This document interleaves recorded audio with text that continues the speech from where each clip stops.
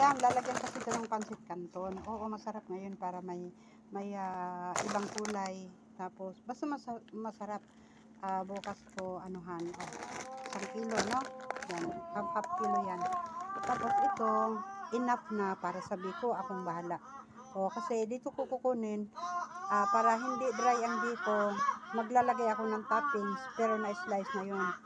Para paghatak nila sa biko, naka-slice na yung may ano siya, yung parang panuksa. Oo, para hindi dry.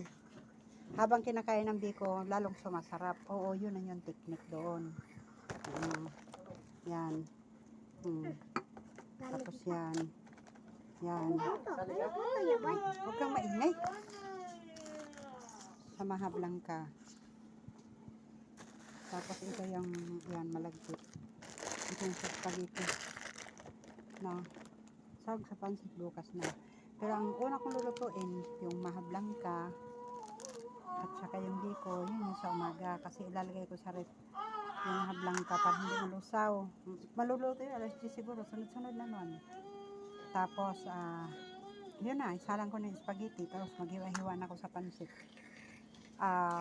For preparation yun, pag sinabi na mo na ganong oras, ang hatid, para na ko, handa na ko.